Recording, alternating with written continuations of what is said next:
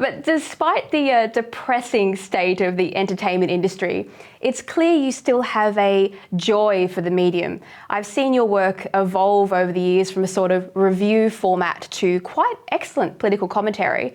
What was your YouTube channel, Nerdrotic, originally meant to be about? It was meant to review television. I basically wanted to rip off Talking Dead, which was the post-Walking Dead show, except not with Walking Dead. So I'm like, hey, I'll just pick a show I like and talk about it live afterwards. Had about 4 or 5 people watching for many, many years. Then all of a sudden it started to take off after a little show called Doctor Who took a nosedive. But that was my whole intention, was just to review television and have fun.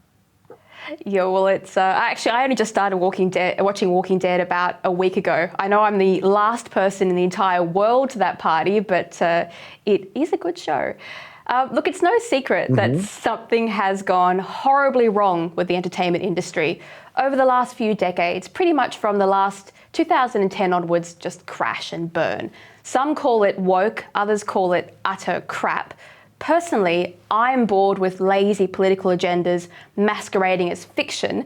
Do you feel the entertainment industry has sort of led society into wokeness, or is it mirroring a political movement and in some way trying to popularize unpopular ideas? That is a fantastic question. Chicken or egg on that one. It's a major part of culture, especially here in America and in your country too. Pop culture is an institution. It is a part of our country. And I think it's played its part. I don't know if it led, because personally, I think it was the universities that led, our government organizations that led, our schools that have led, our teachers' unions here in America are terrible. But culture definitely mirrored that, especially after 2016. Let's be real. Like, America lost its mind after 2016, and so did Hollywood collectively. And that's when they've always been liberal. That's fine. Never had a problem with that. But they felt like they needed to become a platform for influence instead of entertainment, losing the fact that through great stories, we get great messaging if you are a talented writer. That's when the activists really took over. That's when they took on diversity, inclusion, and equity programs. The ESG money started flying in. And even to this day, with the Disney's earning call, I mean, basically saying they're just going to double down on everything. It's not going to change. But yes, to answer your question, it has played a part in the division in this country, for sure, like without a doubt. Yes, I notice some may not understand this, but I grew up with the Tumblr generation coming up underneath us. They were the generation below me. And it's almost like Tumblr has now taken over real life and become the generator of stories rather than being a fandom base.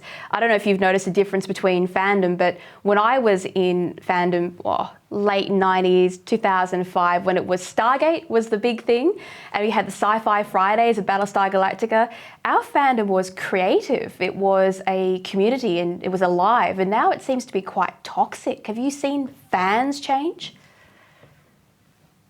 Yeah, and that is, I blame the corporations for that. That's when corporate America started getting involved, and the corporate politics, because, most of this creator stuff, when it comes to Marvel Comics, or even back in DC Comics, or George Lucas with Star Wars, or Gene Roddenberry with Star Trek, there was a visionary who just wanted to tell a story.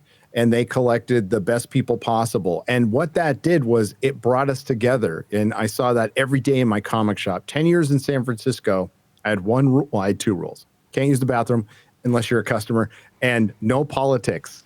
No politics.